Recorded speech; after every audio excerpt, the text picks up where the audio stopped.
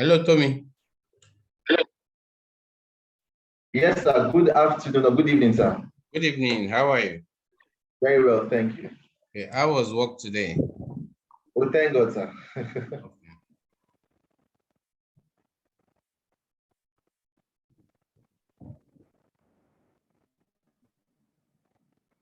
I'm sure the others will join in the next couple of minutes.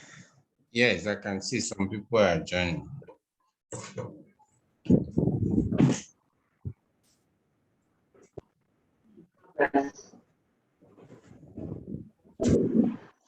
Diane. Good evening, Dr. Tommy. I've been trying to reach you. Good day, sir.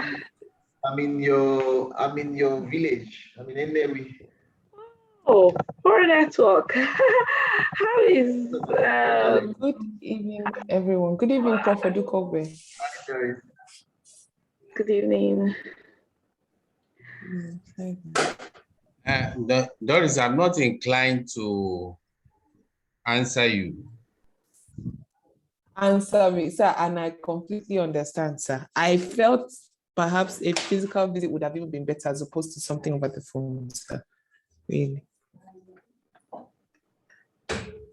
It's something I'm working on. Hello?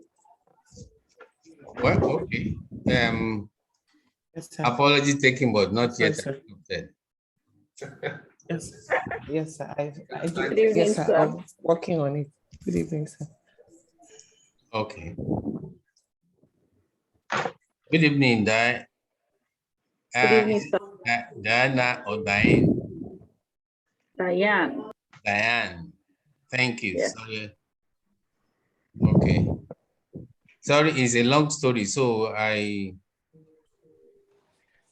don't I won't want to think that I'm being hard on Doris. No, you're not. She knows No, you're not at all, sir. Not at all, sir. No, not at all, sir. In fact, I'm surprised you're even speaking to me. Okay. I'm speaking to you. I'm not speaking with you. Yes, yes, sir. Good evening, everyone. Hi, Halima. Good evening. Good evening, Alima. Good evening, sir. Good evening, Dr. Timmy. Well, I didn't know Tommy is a doctor. He didn't tell me. Sorry, sir. I think that day we spoke. We were having difficulty hearing each other, so it was a little bit of a challenge introducing myself properly. Oh, okay. Okay, thank you. Sorry, let's wait for the other people. I mean, the non-Roch folks. No problem, sir. Okay. Well, and to say that the meeting is being recorded, I'm sure Zoom would have informed you. Yes, it has.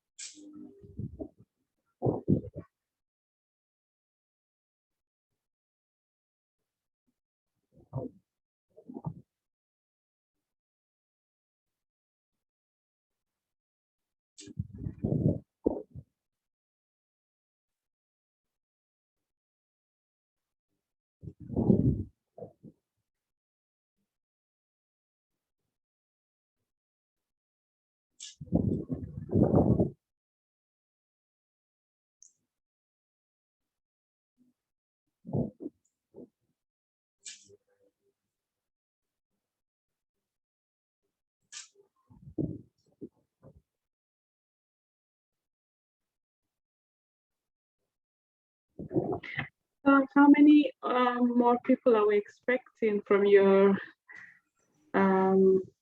group? Okay.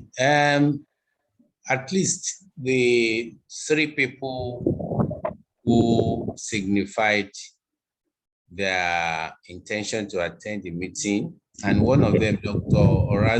Ohazurike, is Yes. already here. I will just put a call through to Professor Bala. Oh. And just if we have 1 or 2 more, I think we're good to go. Okay. Because I know you people's time are very precious. Oh, no, it's not about the weight. I only wanted to understand. Oh, okay. Is there any other reason why? I wanted to understand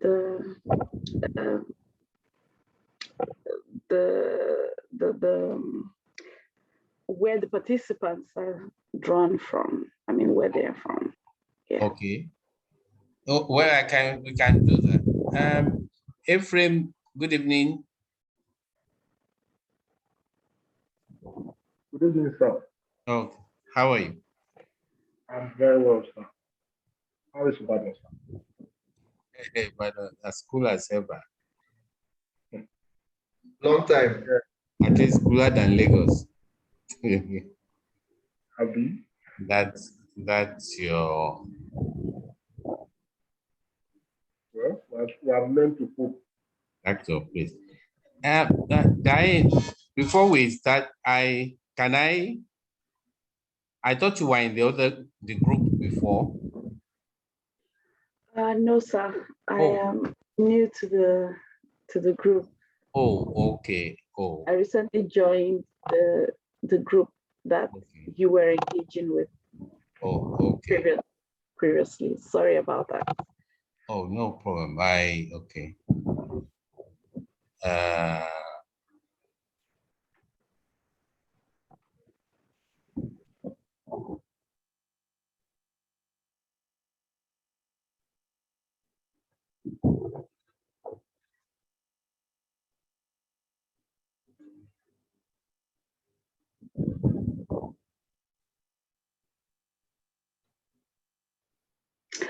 And good evening, Dr. Hazuriki. Okay.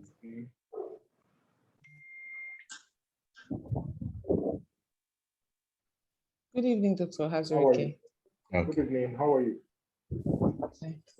I'm fine, sir. How is Lagos and Luth? I believe. This is fine. Making good Okay. progress. Diane. Diane? Yes, sir. Yes. Oh, okay. Can you see yes. the screen now? Okay. Yes. Thank you very much. This was what we had before the MIA. The gap. Before the The MIA. MIA, yes. That would be better. That would be a better description. Yes, sir. Doris, I'm not talking with you.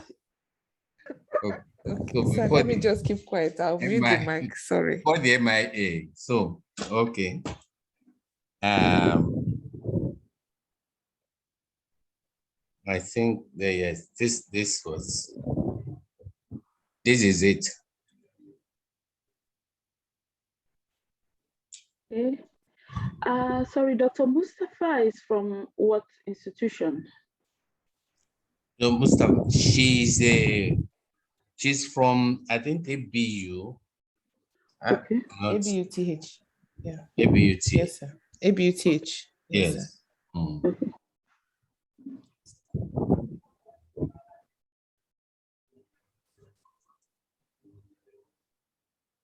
So there's a chat. Oh, okay. Okay. Please, I'll put a call to Dr. Bala, Professor Bala.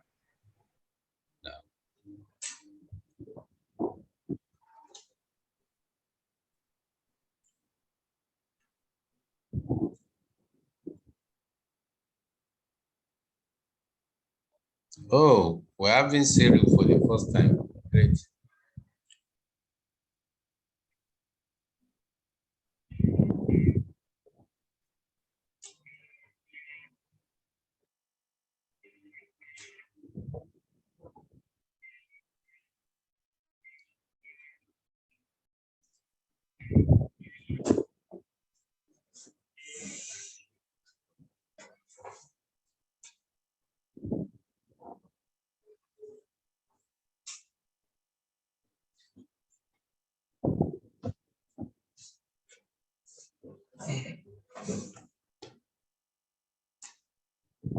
Okay, I've not been able to get him, but maybe we should just introduce ourselves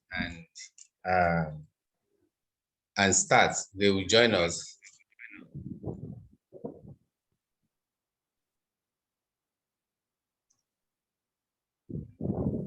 Hello.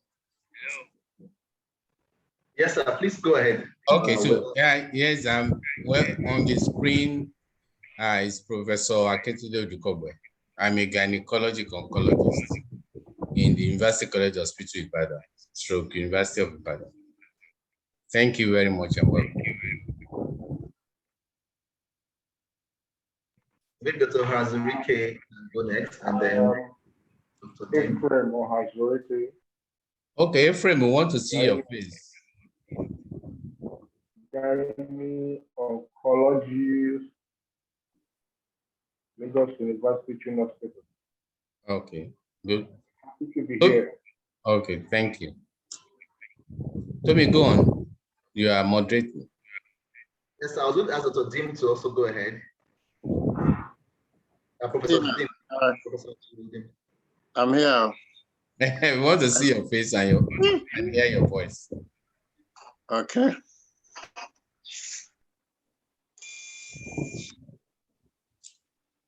I hope my camera is showing now. Yes, it's showing. We're seeing you. Thank you. Okay. But I'm not seeing myself.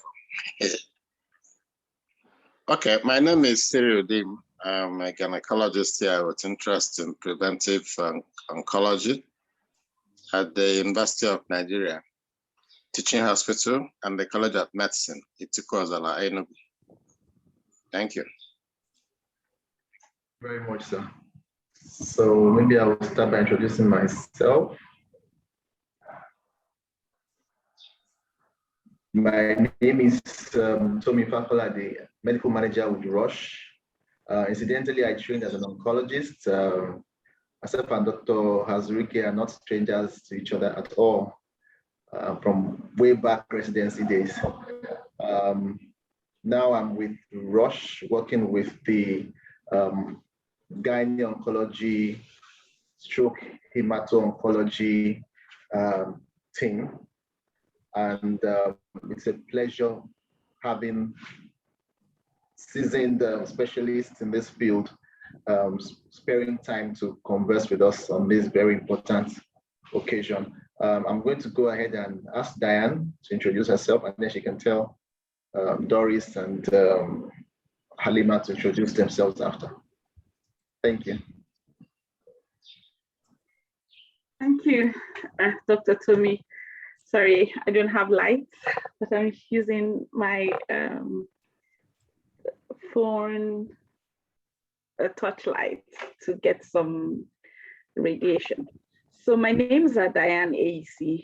Good evening, sirs. I also work with Dr. Tommy within the same team, the gynae oncology team and the non-Hodgkin's lymphoma team at Roche. It is a pleasure to be here and to understand what's been going on so far. Thank you, sirs, for your time. And I would ask Doris and Halima to please introduce themselves as well. Thank you. Okay, thank you, Diane, and thank you to our professors here present. My name is Doris, and I work with Roche. I'm in the gynae oncology / hematological team but now more away from the clinical aspect of things, I'd like to, just say that I'm happy that we are here once again, and would like to apologize to the stakeholders here present. We had some of these engagements earlier, and I'm happy to see that Professor Cyril is here with us for the first time. And we had spoken on the phone, but I think our earlier meeting times were clashing with his clinic. So we do appreciate his presence here. Thank you. Also to Prof. Odukogbe, thank you so much. Thank you. Thank you. Please, Diane, what's the surname? I didn't get it. AEC, UIISI. EYISI. EYISI. UY. EY. EY. EYISI. Oh. EYISI. Yes, sir. Oh, okay. Thank you very much. Okay, so straight away, who is still with the team, who is not? There's still one more person, Halima. Maybe we can have her introduce herself. And okay. Halima, make it snappy. Okay, good evening, everyone. I'm Halima Okafor, patient navigator with Roche. Hopefully we'll move forward with this discussion around OVERT.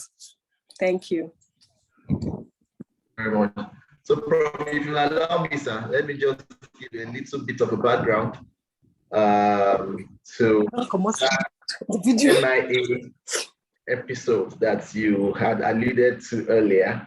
So within Roche, there was some reorganization, to make it, to put it simply, where the organization was restructured and some of us had to take on new responsibilities and new roles. I hope you can still hear me, sir.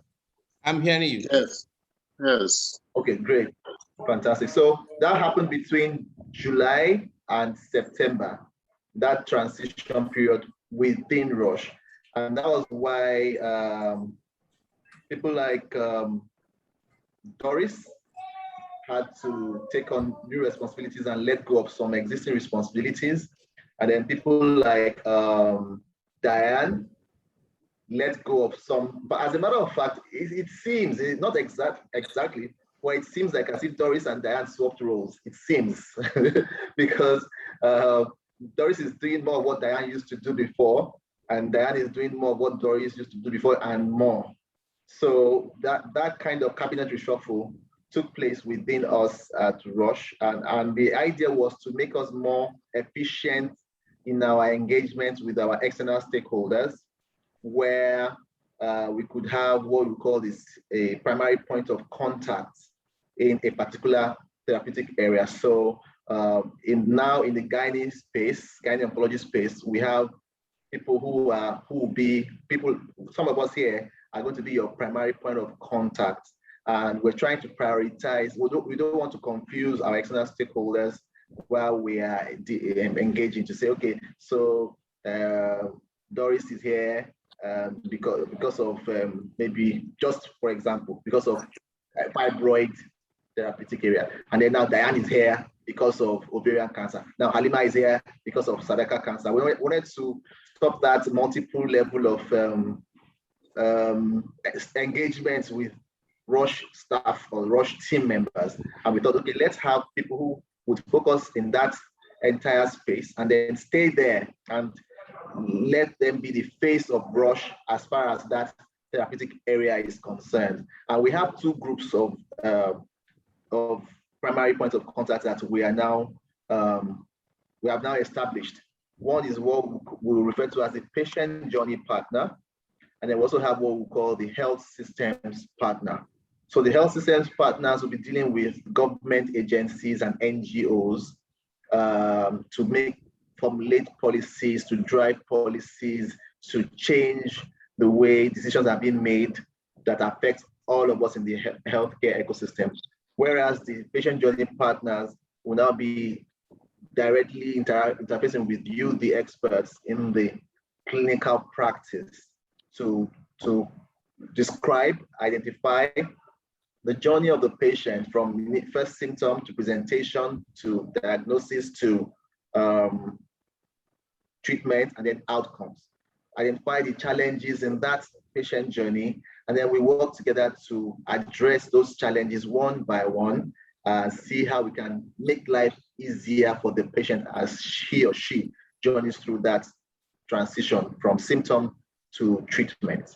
So that's, in a nutshell, is why we were missing in action. So I will not say Doris, I will say we as Roche, because Doris was representing Roche, and it wasn't just an individual decision. It was just, that was why we as Roche were missing action for the past 2-3 months. We have completed the cabinet reshuffle now. We have stabilized our new responsibilities, and now we're ready to engage again. Please forgive us for that silence that we didn't manage as well as we should have. So we are ready, if you permit me, to take up from where we left off. We know that there was a lot of momentum building up in the gynae oncology space, especially with regards to ovarian cancer. We know that a few objectives have been highlighted, and a few activities have been identified as something worth pursuing. And we would just like to, if you don't mind, continue from where we stopped, and then start firming up on some of these commitments and collaborations that we had earlier talked about. Dan, do you have anything to add to that? No, well said. No, thank you. Well said. Okay, thank you very much, Tommy. Well, I mean, let me clear some areas. I was pulling Doris' leg, so to say, when I said I wasn't going to talk with her.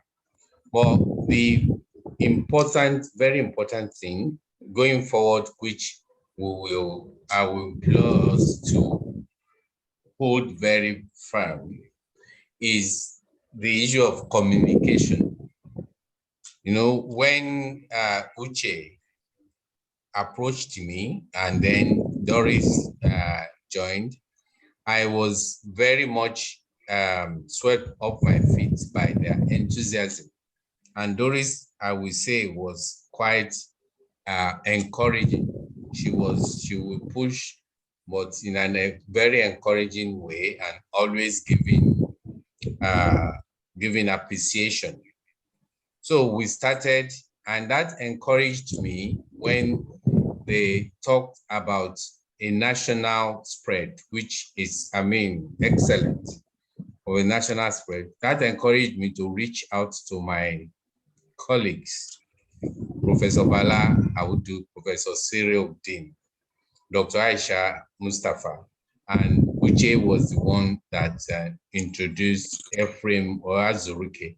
Although, I mean, I had known him, or he had known me much before then. And I also called an NGO, somebody who's done a lot in ovarian cancer, and Dr. Yomijai. So we assembled this team, and we were going at a very frenetic pace. I remember joining a Zoom while I was on a train, waiting for a train, and while I was to Cardinal and all those stuff. So things were moving very rapidly, and we were going to have something in September, which we are preparing for. And all of a sudden there was dead silence, including my call. I made only one, my call not being returned, and also my chat not being returned. And in a way, I know organizations can have a turnaround at the drop of the hat. Things can happen very suddenly. I mean, it's for the betterment of the company and things like. I know all that, and I also was scared whether something was happening. So when I met Cyril, I told him that and also Bala, I told them I didn't understand what was happening.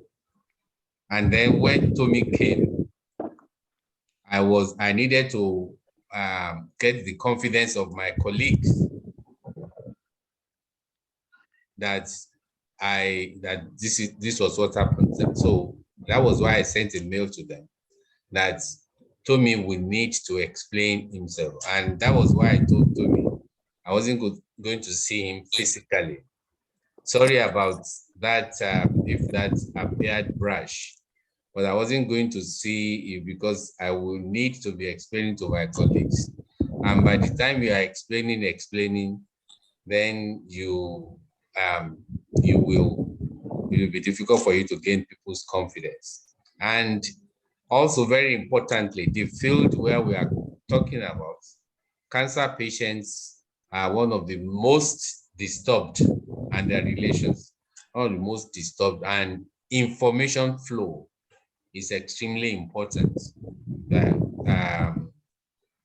when you are dealing with patients and their relations. And so we need to manage that amongst ourselves before we present a front to the patients and their relations. This will be my almost a decade of working with Roche, and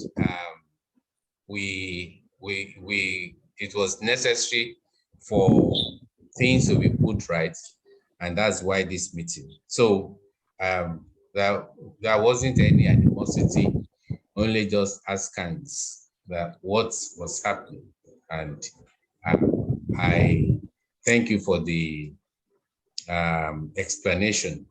And so what we then need to do is to find a way of moving forward now. Thank you.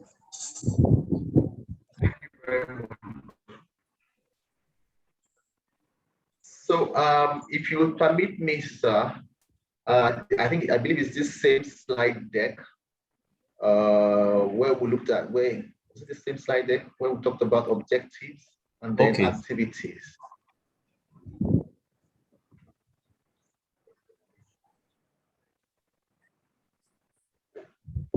Okay. Is it okay, this? Yes, sir. So I just wanted to, maybe we should, if you don't mind, we'll start from here to say, even though yes, there's been some time lag, does these 5 objectives, do they still represent the core of what we want to do?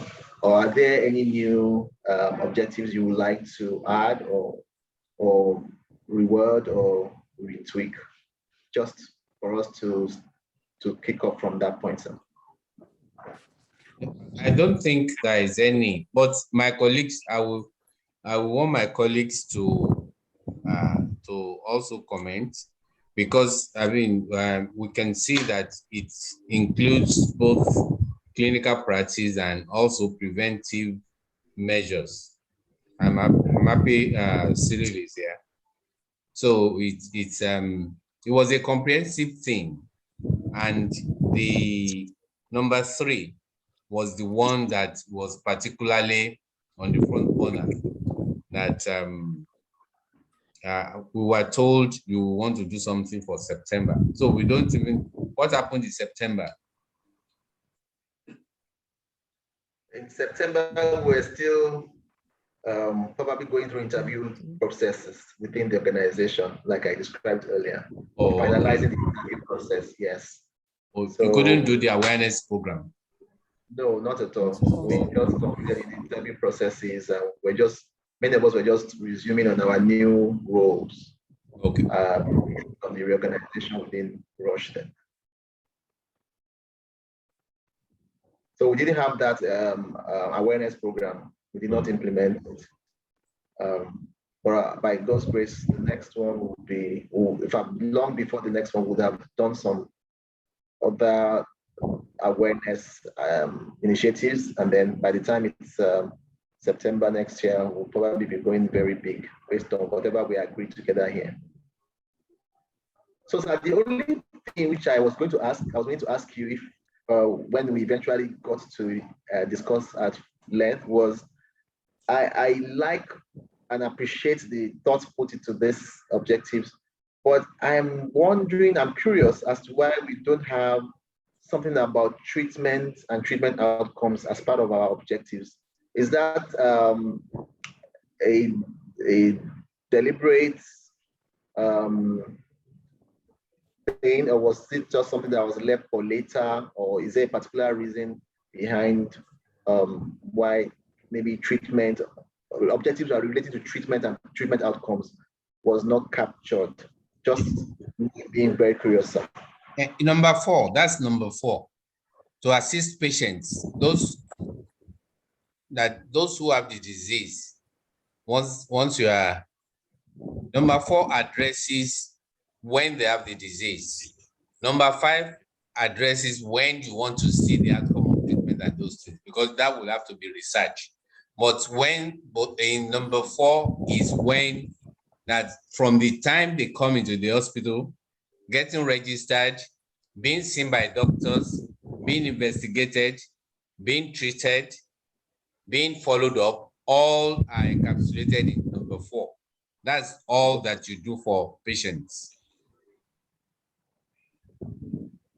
Thank you for that clarification, sir. So definitely we have captured treatment in number 4, and number 5 has captured treatment outcomes, monitoring and yes. Treatment outcomes. Okay. Yes. Can I ask a question? Yes, please.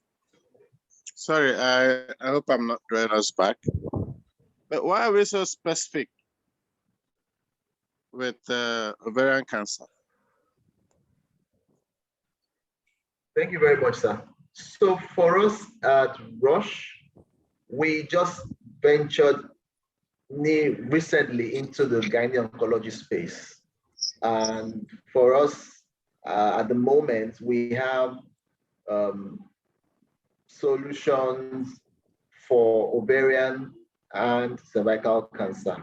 However, the data we have internally is stronger in the ovarian cancer space as versus the solution we have for cervical cancer. So our data in cervical cancer for our solutions are not as remarkable, if you in my own opinion, as the data we have supporting solutions for ovarian. So that we thought we should put our best foot forward first to show where we are strongest, and then we can now scale up and expand into areas where we may not be as so strong.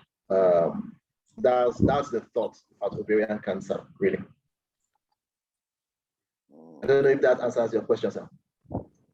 Yeah. Yes. It's just that I'm wondering.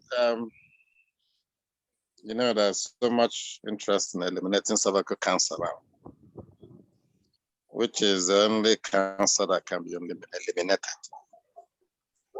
So I was wondering whether you can, while we are dealing on this ovarian space, which you are more comfortable with, whether there will be more efforts in accelerating, improving data on cervical cancer elimination, strategies on ground. Thank you for that very honest thoughts, sir. So, I mean, it is clear that cervical cancer is probably the most predominant gynec cancer we have in this environment. It is clear that there's a lot of advocacy about prevention. I mean, it's one of the most easily preventable gynecological cancers in this part of the world. And there's a lot of advocacy, investments, and a lot of research going on as to how we can probably prevent or maybe even eradicate cervical cancer. And yes, Roche is willing to participate because we believe that our solution actually has a role to play, although in stage 4 cervical cancer. However, we thought again that another way to look at it is ovarian cancer hasn't gotten as much support as cervical cancer. And it seems to us that cervical cancer, there are enough players in that space to make it happen, to make that vision they have in terms of eradicating or preventing cervical cancer happen. But we thought ovarian cancer would be an area that we can also bring alive or bring up forward to the front burner, because not many people are talking about it. Not many people are supporting care in that space. Not many people are trying to look for ways to diagnose early or prevent ovarian cancer, or even improve patient outcomes that receive treatment for ovarian cancer. So we thought it would be an area like a niche for us to really come in and really change the paradigm, just like other people have been doing in the cervical cancer space. Prof, I don't know, Professor Odukogbe, I don't know if you want to add to that based on the initial discussions with Roche. I would like to add something, sorry, Tommy, if you don't mind, that, I mean, in addition to what you said, we have a global strategy for women's health and also a national strategy for women's health. And for women's health, we have some of the focus groups that we're working together with in terms of improving outcomes for breast and cervical cancer. So, I mean, locally, we have some advocacy groups. I could say that we're already working with by way of establishing, I don't want to go into details, but we have understandings with some other groups, especially for our women's health program. In that women's health program, it's mainly breast and cervical cancer. As Dr. Tommy said, I mean, ovarian, I mean, this group presents us an opportunity to work together with regards to ovarian cancer. So that is how we have arranged ourselves, or rather we're focusing on these various diseases. Okay, so thank you very much, Diane. Well, I know that a lot of things are hidden until they are ready for public consumption. But is Roche making a vaccine for cervical cancer? Well, No. let me.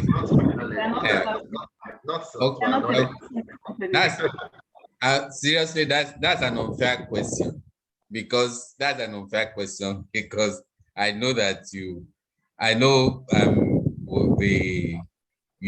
not free with information, but I was just thinking, if it is something that maybe you are launching tomorrow, then Cyril would be very happy to work with you, that you are taking care of cervical cancer or you are preventing cervical cancer cases too. Thank you.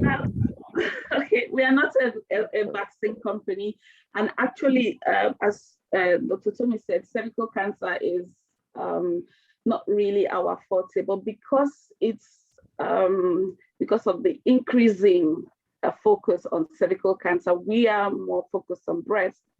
But then in the interest of, incorporating stakeholders' interest, and that's why we expanded our scope to include cervical cancer. And we're working with different groups, actually.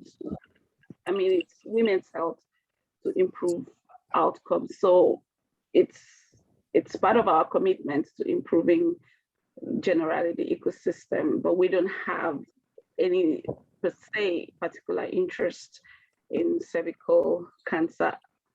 But we do, let me not say, in terms of diagnostics, we have interest in cervical cancer. So yes, we are stakeholders as well.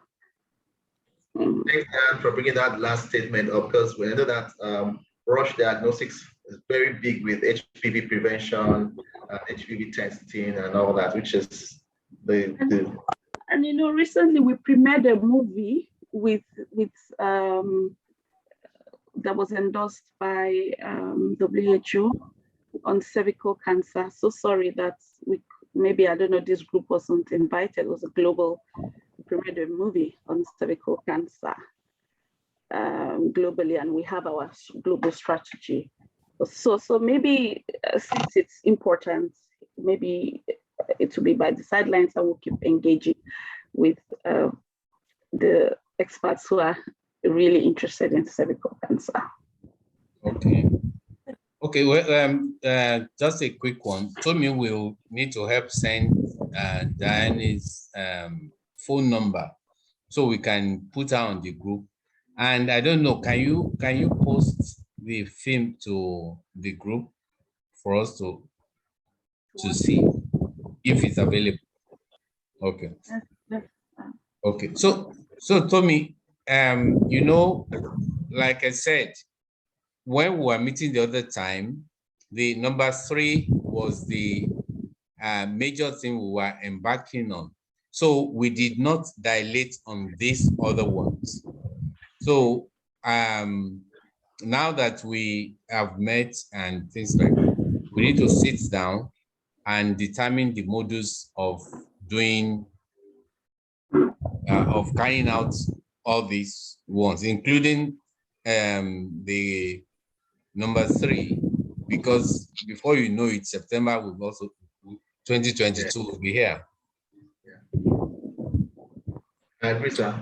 I believe we can just maybe look at how to just reorder the in the order of maybe urgency, which objective we should start off with. But at the end of the day, we hope to have touched on every of these objectives within the next 1 year to a significant extent. Sir, if you don't mind, I also saw I think it was slide 6, where there was a list of activities. Was slide 6 or slide? Okay. So, Dr. Tommy, just for some clarity, following the this is the first slide we used for our inaugural meeting. Prof, if you can correct me, then after that meeting, we did have some agreements. I updated the slides, and then, you know, the MIA incident happened. So maybe if you have those slides handy, if you could share them with Prof, because following that, we captured a few points from the discussion. We had Prof. Bala in attendance, Dr. Aisha, Dr. Yomija here as well, and there were some ideas shared. So what we agreed on was that in the next step, in the next engagement, we would look through the different ideas that came up and then prioritize given the activity we're working towards in September. So yeah, that's why there's a difference in the slides. Okay. Is it, are you, which document are you seeing on my screen, please? So we're seeing the OVERT slides that you initially designed. After that inaugural meeting, I did capture some notes, and I put them on. Dr. Tommy, is it possible? So this one. Is it this one? From these notes, I developed some slides. I added to your original slide deck. I don't know, Dr. Tommy, if you could share that. If you have it handy, if not, we can forward it to Prof for his review. I don't have it handy. I have to just look for it now. I thought actually there was. Or I could share my screen. Yes, please. Doris, share your screen.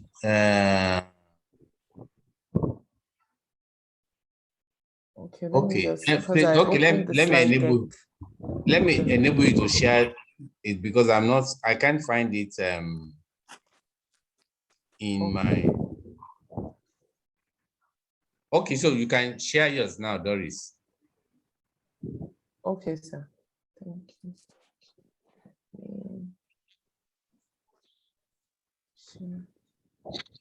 So can you see my screen right now? Yes, we can. So, Prof, this is the original slide deck, and let me just enlarge it so we can appreciate some of the changes. So I tried to put these in.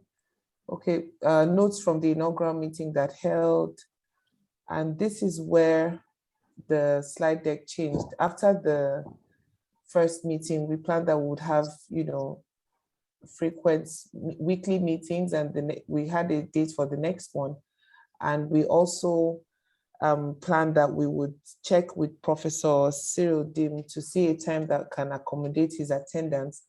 And then this is what we looked at from because we had a lot, we grouped them into, we talked about audience groups that would have to engage, which is the non-HCP, which is the general public, the ovarian cancer patients themselves and their caregivers. And then in the group of HCPs, we looked at also the family physicians, GOSON, SOGON, the different societies, CSOs, and NGOs will fall under the non-HCPs. What we also discussed was that because there was a lot to do, we would need to prioritize the focal activities for the proposed pilot then in September, structure the to-dos and then work in different groups so that we can drive the different priorities, and then we could be meeting weekly to update ourselves. This is a list of the activities then that were discussed. We thought of, I remember Prof. Aisha talked about the social media campaign and using the traditional media channels as well.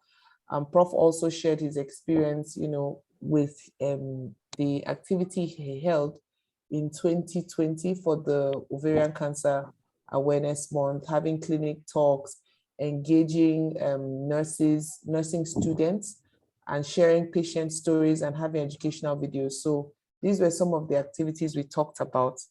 And I believe this is where, okay, I just put this as an extra so that we could use it as a guide for designing the patient pilots. So that's just, those 2 slides were the additions to Prof's original draft. So, Doris, can you, well done, excellent. Can you please send this to everyone?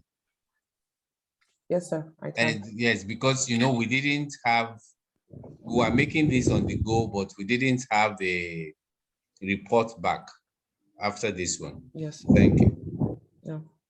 Okay, so Tommy, I think we can try to find out what next from here. I believe so, sir. So, Doris, if you can flip back to the previous slide. Yes. This one? Yes, thank you. So, sir, is this a good place to start off in terms of the awareness activities? Looking at how to start engaging the audience groups on the left column, would this be a good place to start? If it is, I was going to suggest maybe we should assign task owners so that we start getting our hands busy, and also maybe assign some reasonable timelines so that we can report back after maybe a month or I don't know, a quarter, whatever timelines we agree upon. Those are just my thoughts. Of course, they are subject to your endorsement and review. Okay, well, luckily we've had we're having more people. Professor Bala has joined us, and also Yomi Jai. Sorry for the new entrants. The voice you've been hearing is that of Dr. Tomi Fakolade, who is leading the Roche team. You are familiar with Doris Duke already and Alima Kafo. So what we have tried to do is to pick up from where we stopped. And what Tommy is asking now is that in picking up, well, sorry, we were told that the September activities did not hold because of some reorganization, in-house adjustment in Roche. So what we are being asked now is that from the activities we had talked about that are on the screen now, which of them can we start to do? So comments, please, gentlemen. Okay. So Good evening, Prof and the Roach team and every other ex-team members. My name is Dr. Yomi Jai, and from CCL, I'm in Lagos. So before we go on, I just want to mention that this, apart from the message, the text message I got from Prof, after the last meeting that we had, we did not hear any information. I think that was not too good. And as much as possible, I tried to reach out to the people that invited us to the meeting, and then we couldn't get any information since that time up till now. That gives us some level of, personally, me, the level of doubts that, okay, if any other thing happens again, that's how we're going to shut down, and then we come up again. That is not too good at all. Even if it's a WhatsApp message to say that, oh,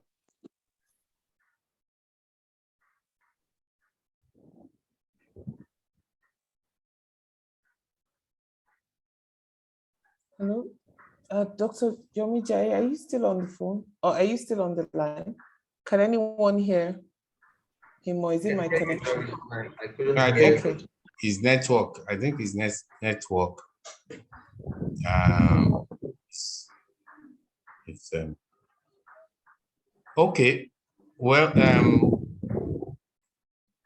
pending the time he will join, I think we can discuss this.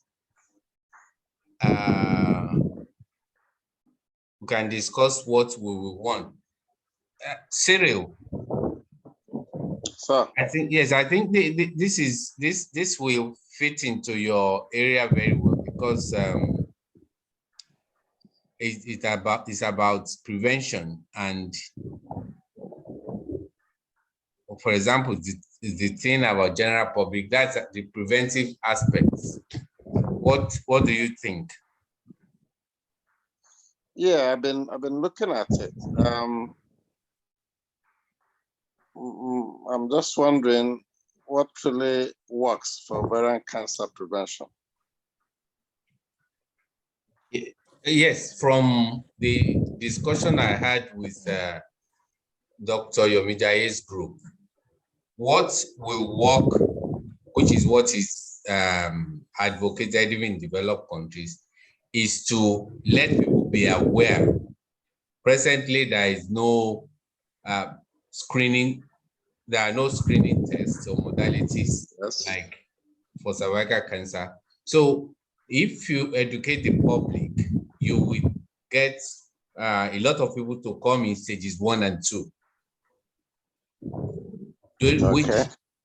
which can still give a 5-year survival of up to 50% or more. But presently, over 80% of them come in stages 3 and 4. So if you give the awareness, and that time, the people we concentrated on were student nurses, which is pivotal, because number one, because of their level of education. Number two, because of their interaction. You have many more of them than even doctors.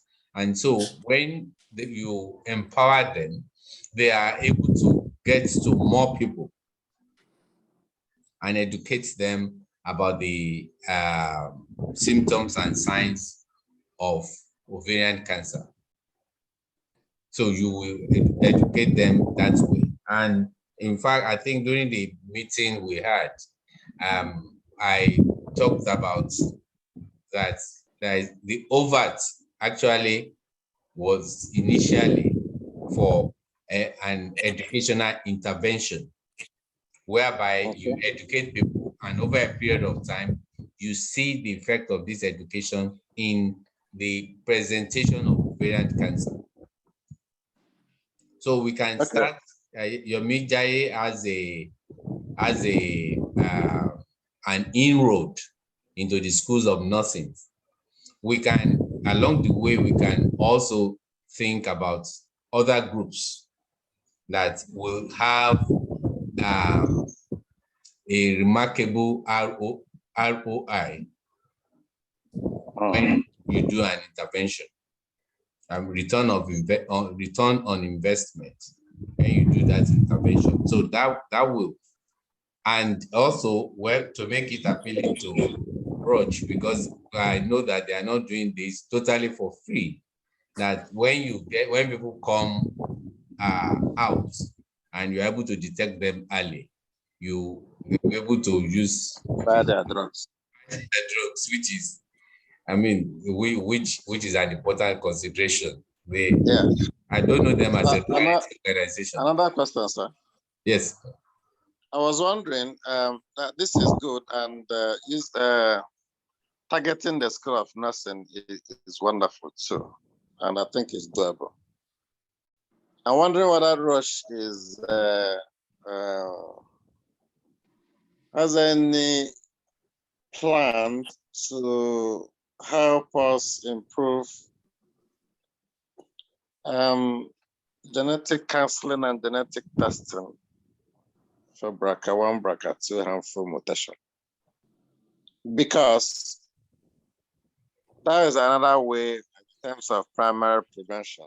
If those with important cancers, especially the ovarian cancers, can be cancelled and tested, and if they have the harmful gene, you can target their relations, female relations, at the appropriate time, either with risk reduction, reducing drugs, combined oral pills, or risk reducing surgery, sapping of rectum. I think that's another thing I can think of, if that, because I don't know where that genetic testing is done, whether how accessible it is. Thank you, sir. If you permit me to respond to that comment. First, maybe I should just make a comment to Professor Dukogbe's teaser. So the truth is that Roche solution, our solution right now that's available in country, is only applicable to metastatic ovarian cancer.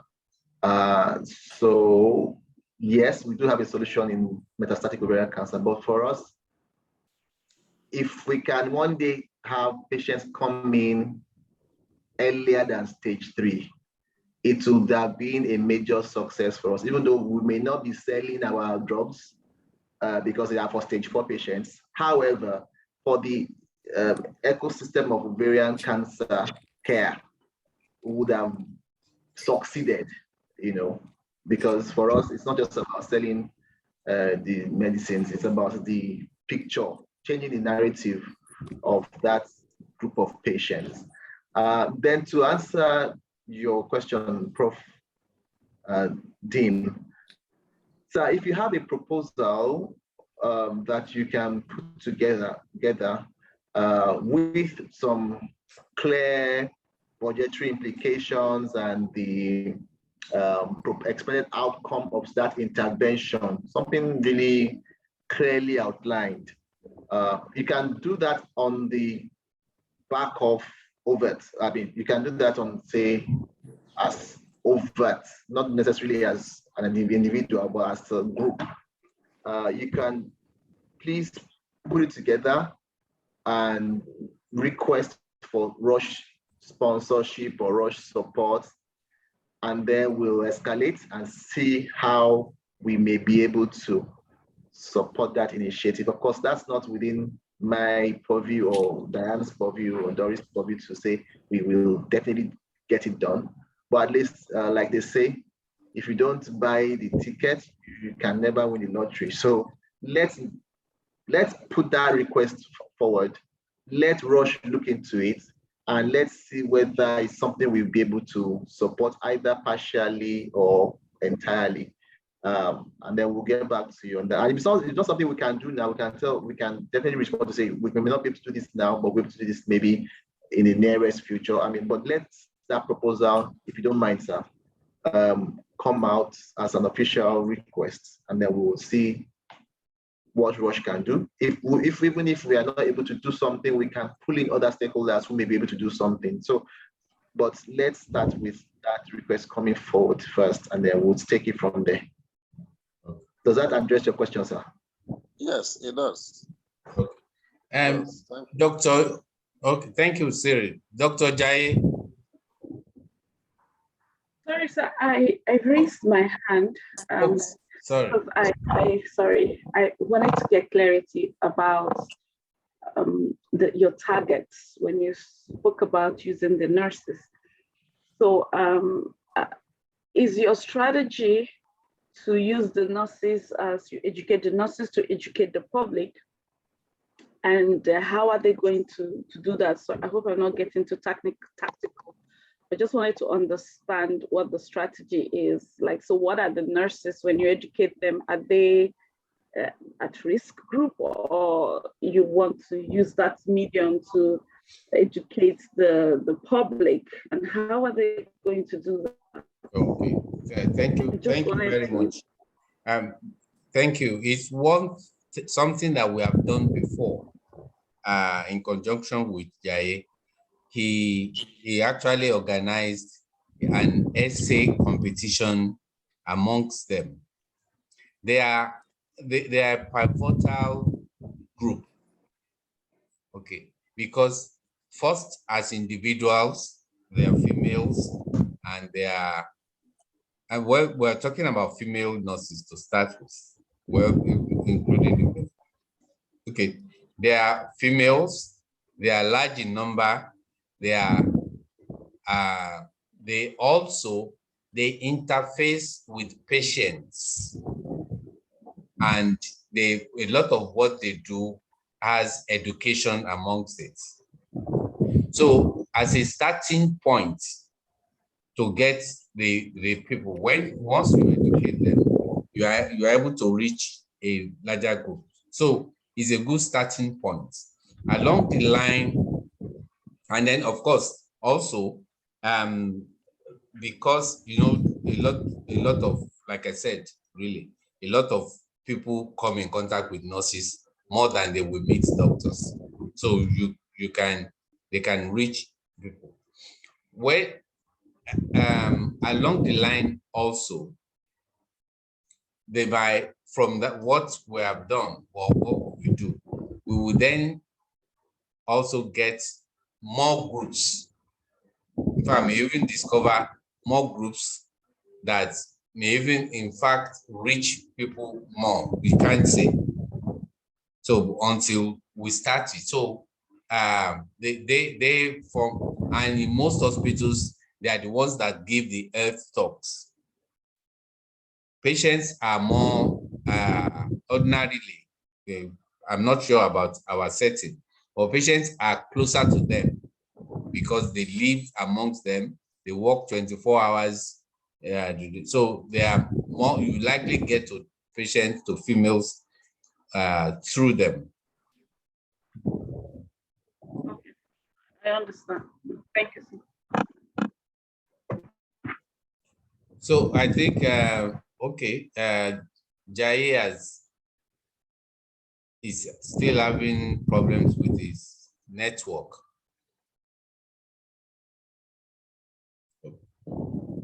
So can we get him to prepare a document to doing that?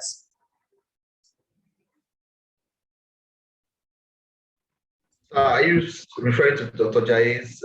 Yes, because he has the organization already, and we'll prepare a document, and we'll be, for one thing, we're able to see the spread of his contacts, because we want to make this as national as possible. Sir, I would just I wish he was online. I just want to challenge him, and it's a lot of work he's doing, it's a big one, to also, for the purpose of our understanding, to also he puts like some clauses to show to measure success of the intervention. I don't know how better to put it, so that we can clearly see before this was the situation, this is the intervention, and this is what is expected after, so that we can measure the impact of this activity or intervention like scientists, and we can show that this intervention is making a difference. Of course, the ripple effect is we cannot measure, but at least the immediate effect, and maybe something like the projection as to what impact it will have on the patients. That we appreciate if that can be spelled out, because of other people who may not be in this forum, who may need to look at that document and understand why we are doing what we are doing. I don't know if I communicated effectively, sir. Oh, sure. It's like I said, OVERT, the original OVERT was really ovarian cancer, educational. Yes. No, this is the 2. Let me show. This is OVERT 2. OVERT 1 is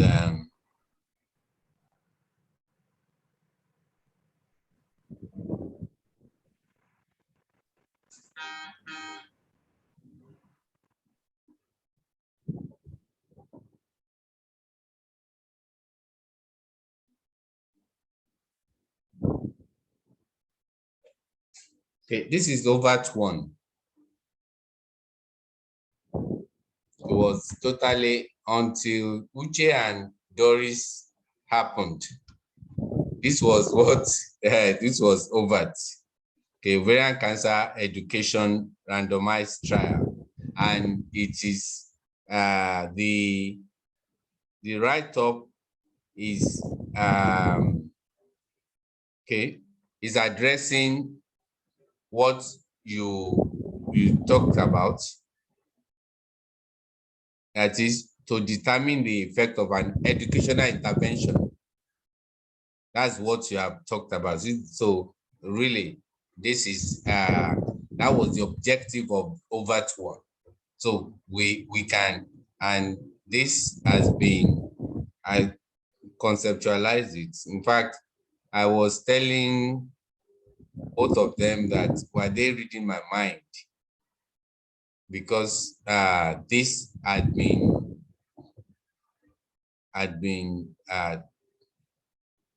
looked at. If you want, I can send this to you, and then I'll send it to all of us, and then we can build up on this. We can build up on it, and then see what we can do about that education.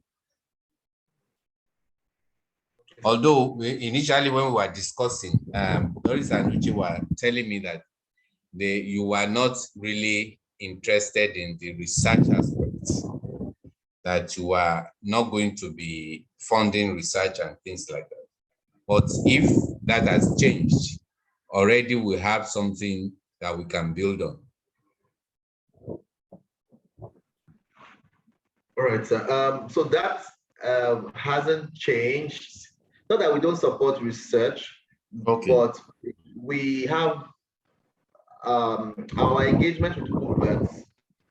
We want to prioritize patient outcomes. Okay. So we do have a clinical research division that can review proposals for probable support. But that takes a different, the governance is not within our control, and that takes a different bureaucratic process altogether. So we may refer the proposal to that team to look at, but for us, what's within our control and what's prioritized for us is how do we engage experts to directly impact and improve patient outcomes. Okay. So that's why probably Doris and Uche gave that feedback. Oh, okay. So in that case, from your own end, what will you, out of those 5 objectives. Which one do you think we can set out with? Because already we have Halima with us who can be discussing about the issue of patient satisfaction and all those things. And then we also talked about the sort of rebate. I don't know how they, can't remember how they put it then. Sort of rebate for ovarian cancer patients. Well, I think that there is also a document concerning that. The patient support program. Yes. Yes, sir. So can we start that? Can we or go ahead with it? And then in what context can Halima assist, and will she be available for us to get at our different centers, get people that she can train? She can organize a training program, and she can do that by Zoom. That can organize a training program for the various people who are doing this. So many things. Can I suggest something, sir? Yes. Between Dr. Jaye, yourself, and maybe Halima and Doris, can we design like a timetable or a program for this education intervention, such that we can say, okay, maybe we'll run our campaign in Ibadan in the month of November, and then we'll be in Zaria in the month of December. Okay. Or yeah. something like that, so that someone like Halima, she's based in Abuja, but she can move around if she has a clear plan that says what happens when. And we also can now, based on that plan, look at what resources are required.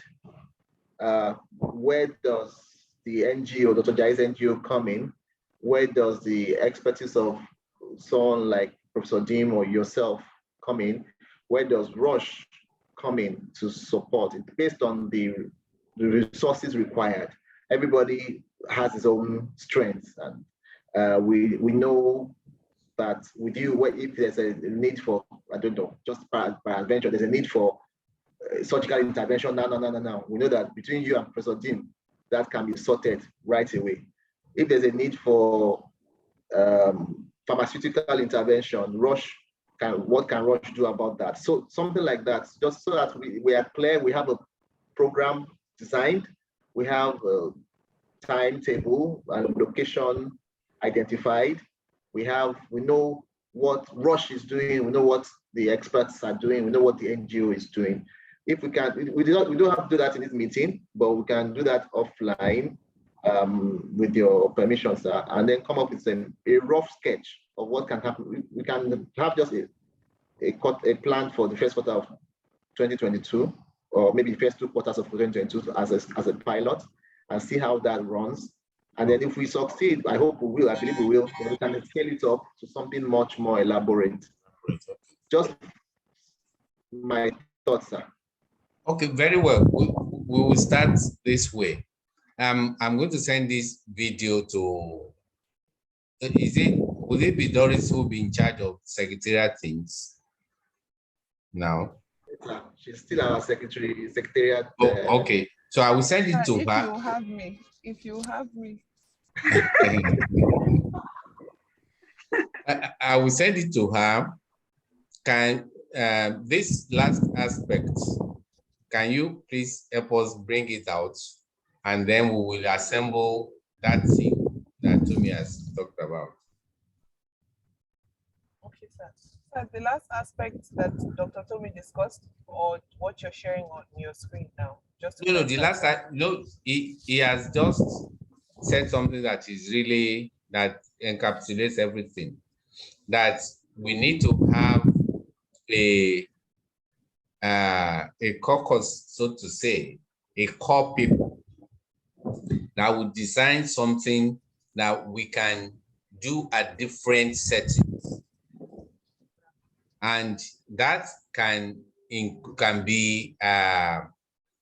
have several parts. Can have the educational aspect with Jaye, can have the training with Alima, can have surgical intervention with, so a total package that will maximize time and resources, because it has everything that can happen within each other. So if we do that, and we take the lessons from that initial pilot area and use it for other regions. So that's if we take maybe a month or two to plan that, that would be a way to do things. What do you think, Doris? So I'm fully aligned. And just in addition, I mean, Dr. Jai, it's unfortunate that, the network didn't allow him to fully participate, but he did raise an important point about, because of the gap, his confidence in. Sorry, can you be louder? We are struggling. Sir, can you hear me now? Better. Okay, yes. So I was saying, sir, that I think an additional benefit of a timetable and the caucus to plan is that it will also encourage some members, like Dr. Yomijai was expressing, his dissatisfaction with the way things were. And I think I could detect that he wasn't so confident about future operations. So I believe a timetable will actually help to restore that confidence. Okay. That's just an addition to what has been said. Oh, yes. Yes, sir. Well, it's not really for Dr. Jai, for every one of us. Because, the momentum with which we were doing things the other time. And so if what we then may need to do is that some things we may make it. In fact, that's why Tommy's suggestion will be germane. That bless you, that if we have something that part of it can go on no matter what, that will be gratifying. No action at all is what is pretty bad. But if it is that something can go on no matter what, then people will have a buy-in. Yes, sir. So if we have a composite thing now, the mistake we made the other time was we were concentrating on September. Yes, sir. So if we had looked at something like this, something that is composite, then it may not likely have affected. It may not have been affected by your reorganization. We could just have been going ahead. So you need to help write the minutes of this meeting and extract the decisions. And so I think you did in one of those things, that action plans. Yes, sir. So this composite thing, and at one center at a time, it's lovely. Okay. Thank you very much, sir. Yes, thank you. I'll draft and send. Okay, so I immediately will finish. I will send the minutes. Oh, are you recording at your end? Yes, sir. I was taking notes. Or would that be enough, or you still need the recordings? Well, yes, sir. I will also like the recording, not just for the notes, but to also disseminate to members that are not here. Okay. I know Prof. Bala posted that he was having network challenges, and Dr. Aisha also expressed an interest in joining, so they will need the recording. Okay. Yes, sir. Okay. Okay. So Tommy, I think we can have a physical meeting now if you are available. I'll be in Ibadan next week. I don't know what your schedule is. I'm in Ibadan. Doris has not told me to go to any other place. Sir, I will be coming to you, sir. You can't come anywhere. So I'll probably call you outside this meeting to fix an appointment, sir. If that's okay. Oh, okay. So we'll be posting matters on the forum for people to be aware of. So is it possible to fix a date for a meeting, or we should have some things done first? I think we should meet one more time before the year ends, so that we don't also allow that gap again to show up. Maybe I know Christmas is in 4 weeks, so maybe the week before then, okay, if that's suitable for all concerned. I mean, if nobody is traveling or going to be on leave. Well, the good thing about Zoom is that you can, even when you are traveling. So Wednesday, well, 22nd will be too close. Can we do 2 weeks, 3 weeks time?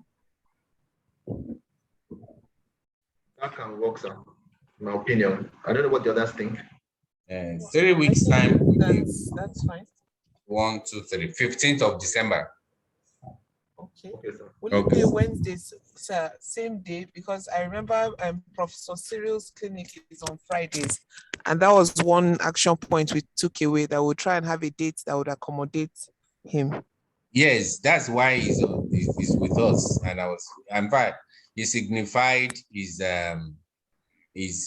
availability, and I was happy, and then he also joined. And the others didn't also. There was no opposition. So Wednesday evening appears to be cool for so many people, including the Roche team. Yes, sir. Okay. Okay.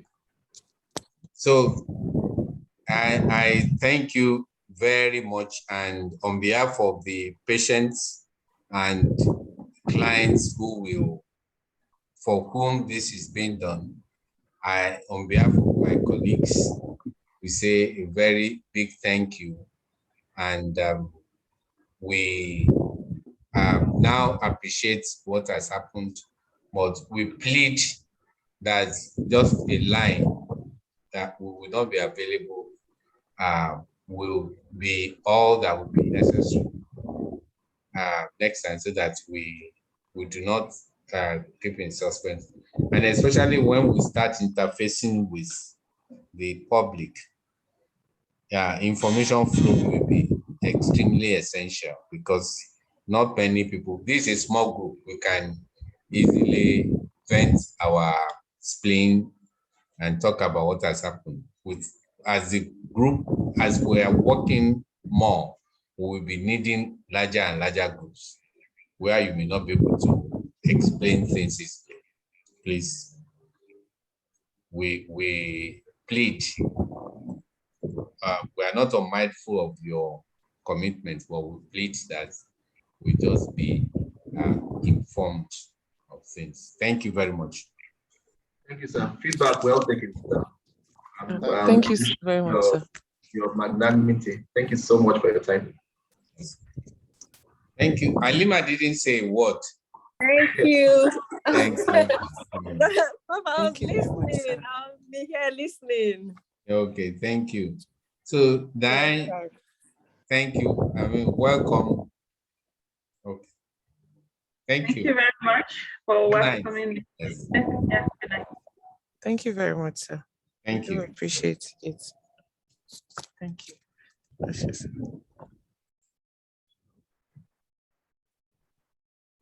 So, sir, I'll put